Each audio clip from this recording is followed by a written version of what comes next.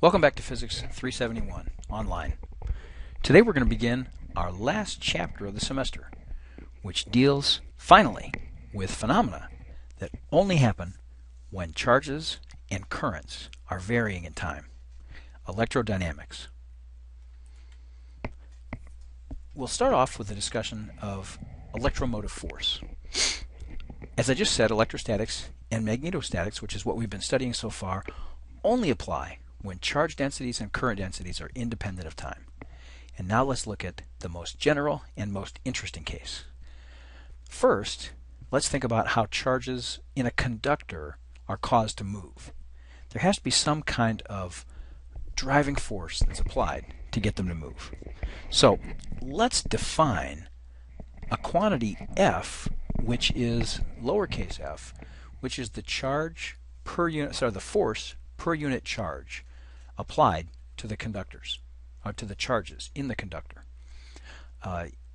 If such a driving force is present, it makes sense that the current flow would be proportional to that driving force. The stronger the force, the greater the current flow would be.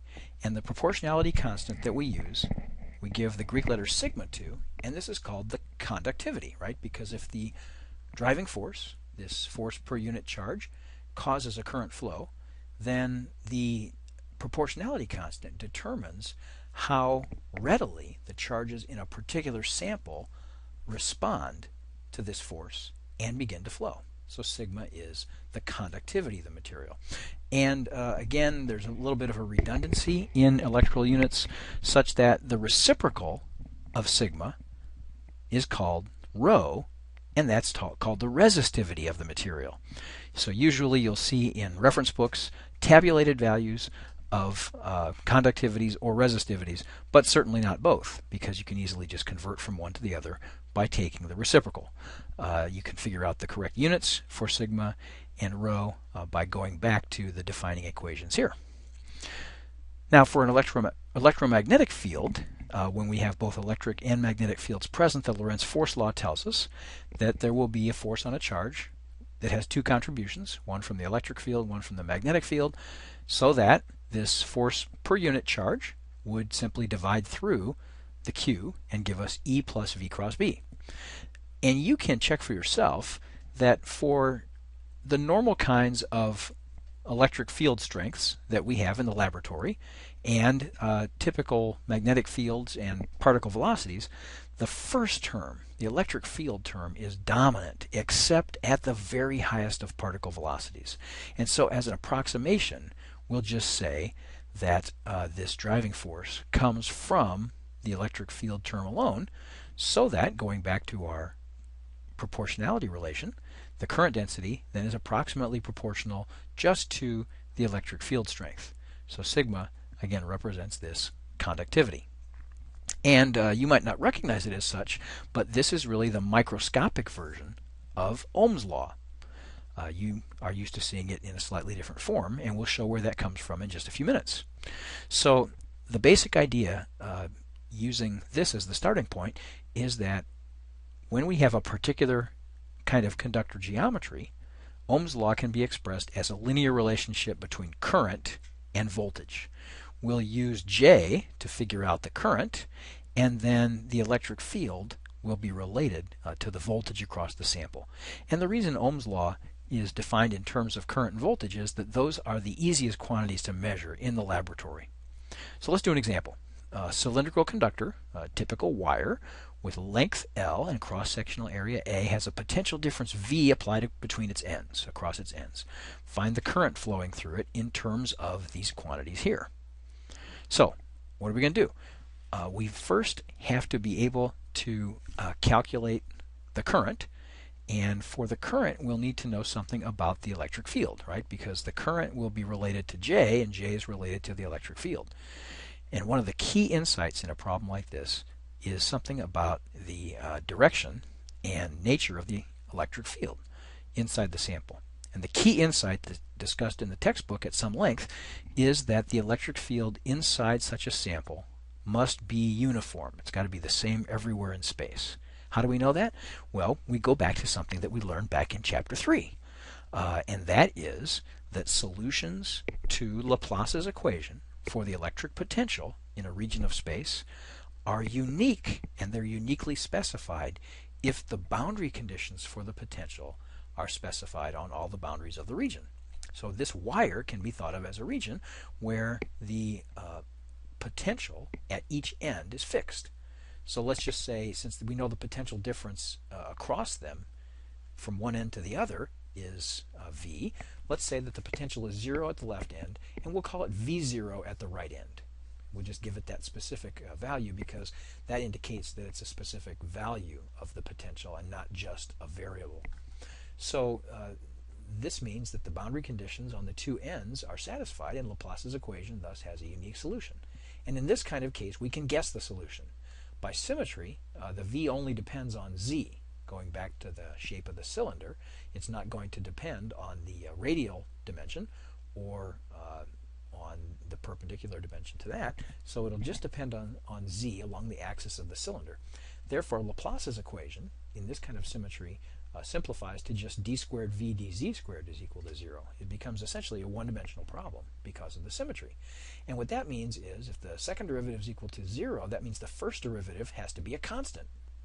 So dv dz is c, and since we know that over the entire length of the wire the potential is different by an amount v0 and the wire has length L, if that dv dz is constant, then it has to have the value v0 over L. That's easy for us to tell.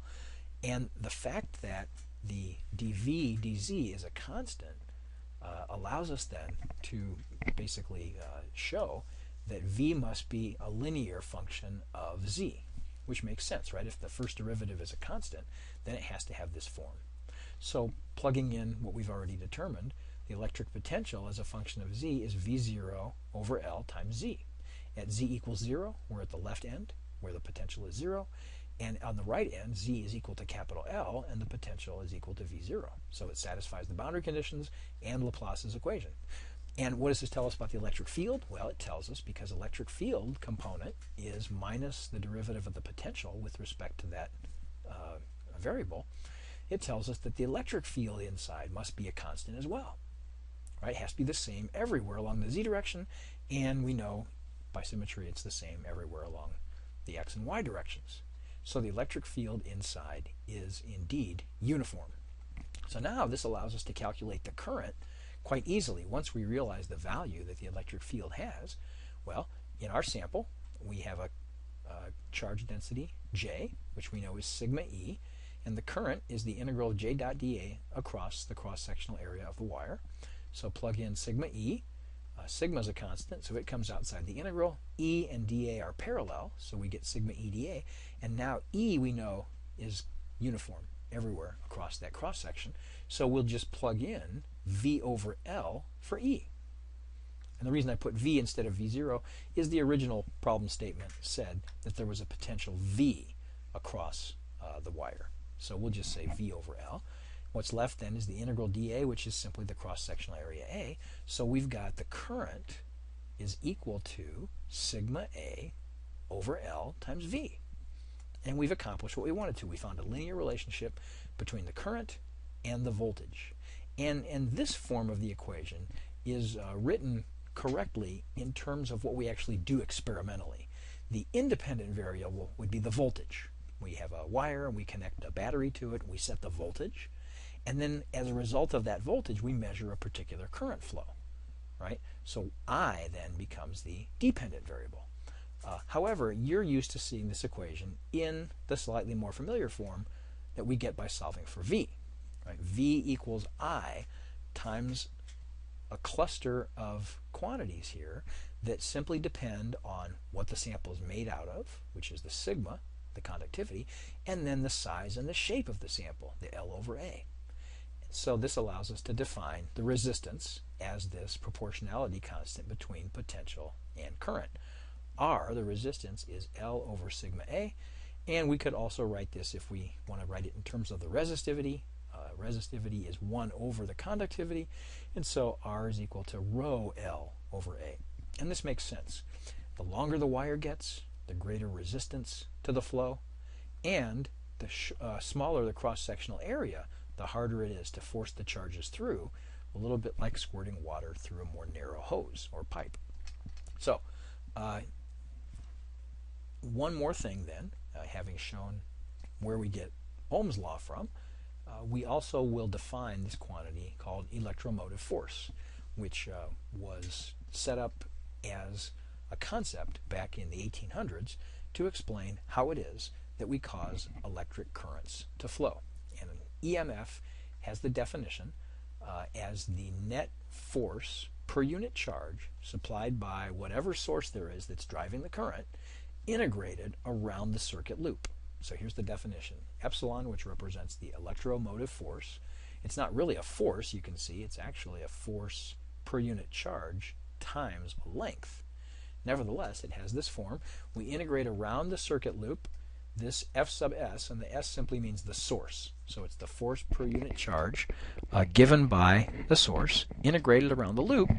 And while F sub S has the same units as an electric field, it's a force per unit charge, it's not an electrostatic field. Going all the way back to Chapter 2, one of the concepts that we found was if you have an electrostatic field and you integrate that around any closed loop, you will get zero. You will come back to the same potential you started at, and you'll end up with zero. So this F sub S, whatever it is, it's not an electrostatic field. And so even though it behaves like an electric field, it's a special kind of field because integrating it around the loop gives you a non-zero result, which is indeed the electromotive force. This EMF can be supplied by a lot of different sources. We can have a chemical reaction like in a battery. We can have photon energy like in a solar cell, mechanical pressure, a temperature gradient, a thermoelectric cell is like this, and many other types of sources can exploit different kinds of energy and convert them into a current flow or use them to generate a current flow. And one very interesting source of EMF that we'll close with and is related to other topics that we're going to consider in this chapter is called motional EMF, and it arises when a conducting loop moves through a magnetic field. And we can imagine that there is a region of space where the magnetic field B is directed into the page, and then in this region we have a conducting loop, and I'm showing it as a rectangular loop with a resistor on the right hand end. We can think of that as a lamp or a light of some kind that's going to have a resistance to current flow. And this conducting loop has a height h, and the portion of it that is inside the region where the field exists has a length s. Okay, so when it's just sitting here like this, there's nothing really interesting happening. The charges that are in the conductor won't feel any force because they're not moving in the presence of the magnetic field. But if we grab the resistor and pull to the right with a speed v, then the forces, there will be forces on the charges that are in the conducting loop because now they're moving through a magnetic field. Now let's just think for a moment. The charge in the upper and the lower segments, they will both, if they're moving to the right, they will both feel forces that are in the upward direction. And those won't really do anything because they won't give a force that causes those charges to circulate around the loop, so they won't produce any current. However, on the left-hand end, that segment that has the length h, right, the charges that are in there will feel the same force upward because they're moving to the right with a velocity v. B is into the page, so v cross b gives a force in the upward direction, and so those charges will tend to circulate throughout the current loop. All right, and as a result, we can ignore the horizontal segments and calculate the contribution of just those charges that are in the left end segment. So that magnetic force, if it's QV cross B, well, V and B are perpendicular. So the magnetic force is QVB in the upward direction, like I just said. That means the force per unit charge is just VB in the upward direction. Okay, and now we can calculate, using the definition up here, we can calculate the EMF as the integral around the closed loop of F mag dot dl.